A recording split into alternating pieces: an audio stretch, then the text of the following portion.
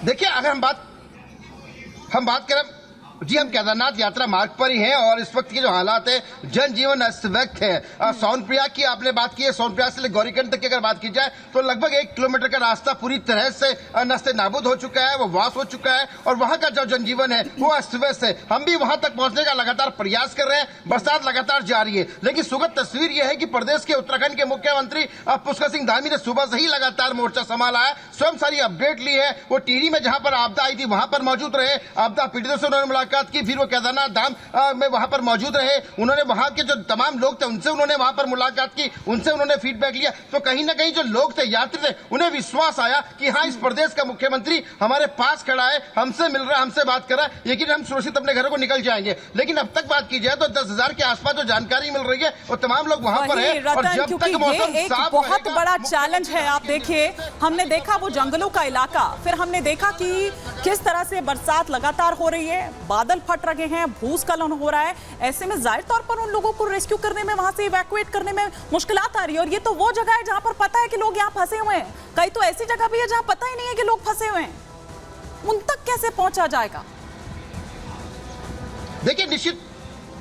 देखिए निश्चित तौर से उत्तराखंड का जो एसडीआरएफ की जो टीम है वो लगातार काम कर रही है, वो सर्च ऑपरेशन जारी है। कल जब लगातार देर रात से जब बरसात जारी हुई थी, उसके बाद सोनप्रयाग में भगदड़ मची थी, उसके बाद ये कहा गया था कि पार्किंग खाली करा दी जाएगी और पार्किंग खाली कराई भी गई थी, लेकिन उस वक्त लगभग 200 लोगों को जीवन के गेस्ट हाउस में रखा गया था, वहां सुरक्षित पहुंचाया गया था। लेकिन जो उत्तराखंड का एसडीआरएफ है लगातार चप्पे पर जा रहा है, आप तमाम जानकारी दे रहे हैं, सर्च कर रहा है। बिल्कुल, इस तमाम जानकारी के लिए आपका बहुत शुक्रिया। लेकिन अपना आप भी ख्याल रखिए, आप उसी रूट पर है, केदारनाथ रूट पर, जिस तरह से हमारे सहयोगी हमें बता रहे थे।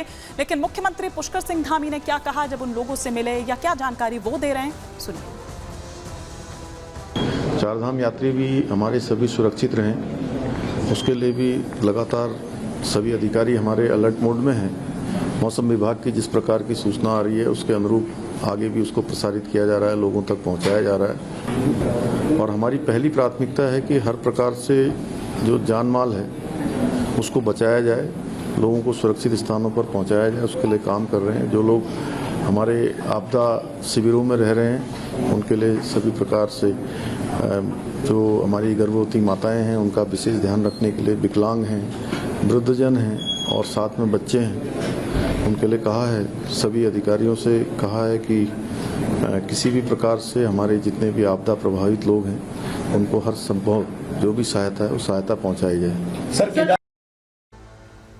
तो देवभूमि जहां पर कुदरत का ये कहर देखने को मिल रहा है, लेकिन लगातार नजर बनाए हुए हैं मुख्यमंत्री पुष्कर धामी। वो तस्वीर हम आपको दिखा रहे थे, वो उनका स्टेटमेंट हम आपको सुनवा रहे थे। लेकिन आइए अब आगे बढ़ते हैं, कुछ और इलाकों की तस्वीरें आपको यहाँ पर दिखाते हैं। बात हरिद्वार की करती हूँ। हरिद्वार में भी देखिए इसी तरह की तस्वीर जो है दिल दहला देने वाली, वो सामने निकल कर आई है। मौसम की मार, कुदरत के कहर जो है वो यहाँ किस तरह से देखने को मिला है, ये आपको दिखाते हैं। ये हरिद्वार की तस्वीरें, ये एम्बुलेंस की तस्वीरें आप देख रहे हैं। भारी बारिश की वजह से घर की छत जो है वो दरअसल गिर गई और उस वक्त उस घर में लोग मौजूद थे। रात के वक्त ये हादसा हुआ। आप देख रहे हैं इस हादसे में 9 लोग बुरी तरह से जख्मी हो गए हैं, लेकिन 2 छोटे छोटे बच्चे भी थे। जिस दौरान ये हादसा हुआ वो बच्चे भी, उन बच्चों को भी लील लिया इस मौसम की मार ने। ये जो आसमानी आफत जो बरस रही है जिस तरह से, उस वजह से ये रात के वक्त दरअसल ये पूरा हादसा हुआ। इससे पहले कि कोई कुछ समझ पाता, सब कुछ छीन लिया और 9 लोग इसमें जख्मी हुए। लेकिन उसके बावजूद जो रेस्क्यू ऑपरेशन वहां पर चल रहा है। और ये देखिए, ये जो तस्वीरें हम आपको दिखा रहे हैं ये देहरादून की तस्वीरें हैं। रात का वक्त है, थोड़ा आप यहां पर देख सकते हैं। और ये कोई नदी नहीं है बल्कि ये सड़क है, लेकिन सड़कों ने ही नदियों का रूप ले लिया है। आप ये देखिए, ये तस्वीरें यहाँ पर, तो आप समझ सकते हैं कि क्या स्थिति वहां पर होगी। लोग अपने घरों में ही कैद हो गए हैं, लेकिन जो निचले इलाके हैं, निचले इलाके अभी भी इंतजार कर रहे हैं मदद का, अभी भी इंतजार कर रहे हैं जो निचले इलाके हैं कि उन तक मदद पहुंचे।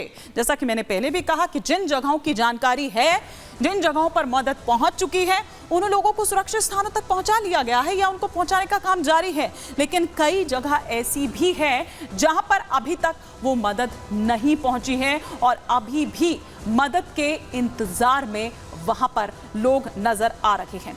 लेकिन आइए आप बात करते हैं वायनाड की, केरल की बात करते हैं, क्योंकि केरल में भी आप देखिए किस तरह से मातम पसरा हुआ है। तीसरे दिन भी रेस्क्यू ऑपरेशन लगातार जारी है। आज भी बारिश का रेड अलर्ट जारी किया गया है।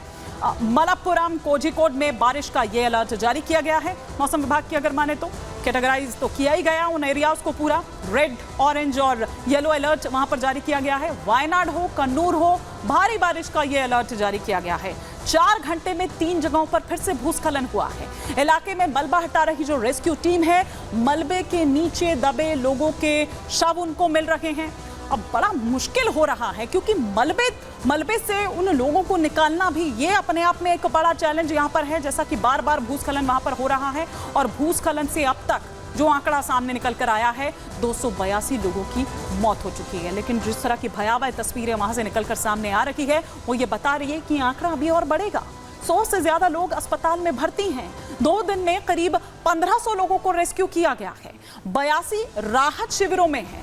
8000 लोग और 700 से ज्यादा लोग शरणार्थी कैंप में रखे गए हैं। युद्ध स्तर पर चल रहा है राहत और बचाव का कार्य, लेकिन उसके बावजूद ऐसा लग रहा है कि नाकाफी वो साबित हो रहे हैं कुदरत के इस कहर के आगे। आर्मी ने मोर्चा संभाला हुआ है, एयरफोर्स पहुंची है, नेवी की मेडिकल टीम वहां पर है, हेलीकॉप्टर से रेस्क्यू किया जा रहा है। लेकिन हेलीकॉप्टर से चूंकि बरसात है, मौसम लगातार खराब है, उस वजह से रेस्क्यू में दिक्कतें आ रही हैं।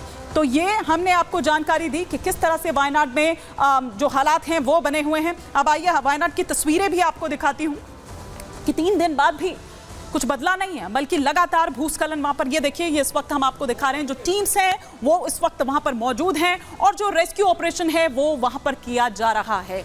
लेकिन आप ये देखिए कि भारी बारिश के बाद, भूस्खलन के बाद किस तरह से जो हालात हैं वो वहां पर बना हुआ है। और जो पुल थोड़ी देर पहले यहां पर आप देख रहे थे, वो पुल आर्मी ने वहां पर तैयार किया है, एक जगह से दूसरी जगह तक आने ले जाने के लिए, उन लोगों को रेस्क्यू करने के लिए। लेकिन डरा रही है केरल से आई वायनाड की ये तस्वीरें भी, और एकदम वीरान हो चुका है। ये देखिए, अगर आपको दिख रहा हो तो पानी में नीचे डूब गए हैं वो गांव डूब गए हैं। कई लोग लापता हैं, पता नहीं चल पा रहा है उनका, और कई लोग, बहुत संभव है कि वो इन्हीं घरों में, उस जाहिर तौर पर उनके घर थे, वो रह रहे थे वहां पर, और ये सब कुछ हुआ रात के अंधेरे में। और फिर सुबह आप देखते हैं कि सिर्फ तबाही नजर आती है आपको।